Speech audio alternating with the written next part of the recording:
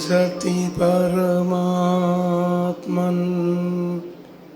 माद्रशान् no मुग्धान् कथमतनुवशत्वान् Buddha के शान्यजेयम् सुगतम गदरं वा वागदीशं शिवं वा जितभवमभिवन्दे भासुरं श्रीजिनं वा। 1008 श्री महावीर भगवान की 20वीं सदी के प्रथमाचार्य चारित्र चक्रवर्ती आचार्य श्री शांति सागर जी महाराज की, परम पूज्य आचार्य श्री वीर सागर जी महाराज की, परम पूज्य आचार्य श्री शिव सागर जी महाराज की, दीक्षा गुरुवर्य परम पूज्य आचार्य श्री धर्म सागर जी महाराज की, परम पूज्य आचार्य रत्न श्री अजित सागर जी महाराज की, परम पूज्य शिक्षा गुरुवर्य आचार्य कल्प श्री सुध सागर जी महाराज की, श्रीमद् जैन धर्म की।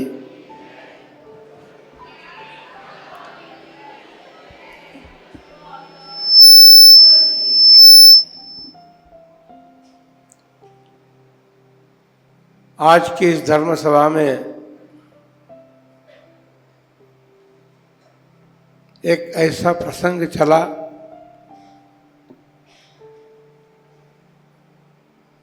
सभी को उस प्रतिबोध की आवश्यकता है,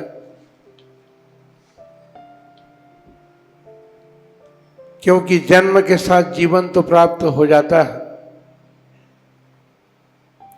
और जन्म के बाद मृत्यु का समय भी आता है। ये हमें पता नहीं चलता कि कब आएगा, लेकिन भावना तो हम कर सकते हैं कि जीवन का अंत हमारा सुगति में गमन में कारण बने और समाधि मरण हमारा मरण प्राप्त। ये मुख्य बात है।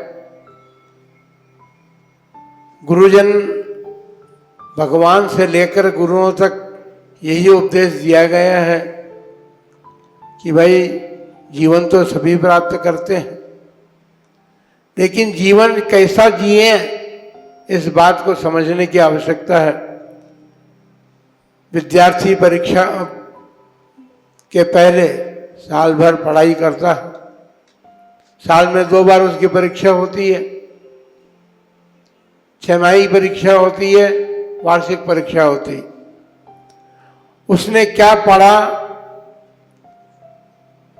और क्या सीखा वह परीक्षा के अंत में रिजल्ट बताता है। ठीक इसी प्रकार साधुजन भी जीवन प्राप्त किया, गृहस्थ जीवन भी रहा, किसी का गृहस्थ जीवन नहीं भी रहा हो, नहीं रहा है, फिर भी गृहस्थ का मतलब घर में रहने वाला, माता पिता के बीच में तो रहा वो, अरे उसने अपना परिवार नहीं बसाया, लेकिन माता पिता के बीच में रहना भी सामान्य बात नहीं है। एक बालक अपने माता पिता से संस्कारित किया जाता है, उनके द्वारा दिए जाने वाले संस्कारों को प्राप्त करके अपने जीवन का निर्माण करता है। वर्तमान में यही सबके लिए आवश्यक है। हम तो उन लोगों से भी कहेंगे जिन्होंने अपने माता पिता से संस्कार प्राप्त करके जीवन को इस योग्य बनाया कि धर्म आराधना वो कर रहे हैं, कर सकते हैं, तो उनका परम कर्तव्य बनता है कि अपनी भावी पीढ़ी को भी वो इसी प्रकार के संस्कार देने का प्रयत्न करें। पुरुषार्थ उनका रहेगा तो सुनिश्चित बात है कि उनकी भावी पीढ़ी भी सुसंस्कारित बनेगी। बंधुओं, एक गृहस्थ जीवन जीने वाली महिला जिन्होंने अपने नाम के अनुसार, घिसी देवी उनका नाम था, तो अपने नाम के अनुरूप उन्होंने गृहस्थ जीवन में रह करके घिस करके अपने जीवन को इस योग्य बनाया था। कहाँ घिसा, कैसे घिसा? गुरुओं के चरण सानिध्य को प्राप्त करके और धर्म की आराधना करके अपने जीवन को घिसने का प्रयत्न किया। क्योंकि जब चंदन को घिसा जाता है तो उसकी सौरभ बढ़ती है, उसमें जो सुगंध होती है वो प्रकट होती है। इसी प्रकार गृहस्थ जीवन में उन्होंने अपने जीवन को धर्म से संस्कारित करते हुए गुरु चरणों में रह करके अपने जीवन को समुन्नत बनाने का प्रयत्न किया। और जो पुरुषार्थ करता है वो अवश्य ही सफलता प्राप्त करता है। उनके जीवन को अत्यंत निकट से हमने देखा है। जब संघ में वो आई, उनका जीवन अत्यंत सरल और देवशास्त्र गुरु के प्रति उनकी अनन्य भक्ति थी। वे कभी हमने उनके चेहरे पर कभी दुख की स्थिति नहीं देखी, हमेशा प्रसन्न रहती थी और उस प्रसन्नता का फल उन्होंने अपने जीवन में प्राप्त किया। क्योंकि जीवन ही वो है जो सदा प्रसन्न रहे। दुख आते हैं, ये बात ठीक है, लेकिन दुख को भी सहन करके और दुखों को सहते हुए अपने जीवन में प्रसन्नता को भरने का प्रयत्न करें। वही तो जीवन की सारी साधना है। उन्होंने अपने जीवन में वही किया और गुरु चरणों में आकर के हमारे संघ में आने से पहले भी वो आरिका विशुद्धमती माता जी वगैरह के पास भी जाती रही। उनके घर, उनके गांव में जो साधुजन आते थे उनकी सेवा भक्ति भी उन्होंने की है। तो गुरुजनों की सेवा भक्ति करते हुए जिनका जीवन बीतता है वह उनका जीवन सार्थक होता है, उनका जीवन कभी असफल नहीं हो पाता। इसलिए उन्होंने अपने समधन, उनकी समधन भी जो थी सीकर से आई थी और दोनों की दीक्षा एक साथ महावीर जी में हुई थी। दोनों छुल्लिका बनी थी और उसके बाद दोनों ने अपनी साधना को बढ़ाते हुए उसको उत्तरोत्तर बढ़ती उसमें करते हुए और साधना को सफल किया। सीकर वाली माता जी जो आई थी, जो शीलमती जी उनका नाम रखा था, उस शीलमती माता जी ने भी जो संस्कार उन्होंने प्राप्त किए थे घर में हम इसीलिए हमने कहा कि जीवन जो जैसा जीता है उसका फल उसको अवश्य मिलता है। उन्होंने धर्म संस्कारों से संस्कारित जीवन जिया था। तो आप देखिए कि संलेखना की साधना, दो प्रकार की संलेखना बताइए, नियम संलेखना और यम संलेखना। नियम संलेखना में क्रमशः धीरे धीरे वस्तुओं का जो पदार्थ हमारे काम के नहीं है, अभी यदि देखा जाए अपने जीवन को आप सभी अवलोकित करें, अवलोकन उसका करें कि आपने अपने जीवन में जो पदार्थ, भौतिक पदार्थ एकत्रित करने का मानस बनाया है, एकत्रित कर रहे हैं, वो आपके कितने काम आ रहे हैं और कितने काम आगे भी आएंगे। अनावश्यक रूप से हमारी तृष्णा या आसक्ति जो बढ़ती जा रही है उसके प्रति हमारा जीवन जो है कठिन होता जा रहा है। सरल जीवन जीने का यही तरीका है, अपनी आवश्यकता को हम कम करें। सुभगमती माता जी ने यही किया। उन्होंने अपने जीवन में कम से कम आवश्यकताएं रखी और परिवार में एक वृद्ध अवस्था में रहते हुए भी उन्होंने अपनी कभी इच्छाएं जागृत नहीं की ये बहुत बड़ी बात है। वृद्धावस्था में बहुत सारी इच्छाएं उत्पन्न हो जाती हैं, ये भी कर लूं वो भी कर लूं, लेकिन उन्होंने अपने जीवन को ऐसा बनाया कि वे अपने धर्म ध्यान के अतिरिक्त जो समय मिलता उसमें वो हमेशा प्रसन्न मुद्रा में रह करके नमोकार मंत्र की जाप करते थे। पढ़ाई करके नमोकार मंत्र का परम आराध्य था, वो नमोकार मंत्र की जाप में ही अपना जीवन समय व्यतीत करती थी। तो अपन सब यही बात तो सुनने के लिए आते हैं और ये सुन रहे हैं कि भाई महामंत्र नमोकार मंत्र है, उससे किसी गुरु को कहने की आवश्यकता नहीं पड़ेगी कि मेरे जीवन का अंत जब आए तो मुझे सावधान कर देना। जो साधना करता है, महामंत्र की साधना करता है, उसे स्वयं पता चलता चला जाता है कि मेरा जीवन अंतिम समय की तरफ बढ़ रहा है। तो वो सजग होता है और सजग होने के बाद गुरु के प्रति अपना समर्पण करता है और समर्पित जीवन जी ही जो है सफलता को प्राप्त करता है।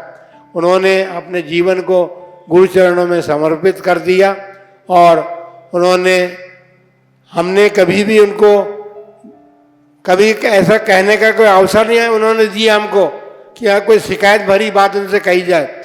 उन्होंने अपने जीवन को ऐसा ही जिया, पूरा जीवन उनका संग में आने के बाद ऐसा ही बीता कि उन्होंने कभी शिकायत का कोई अवसर हमें प्रदान नहीं किया।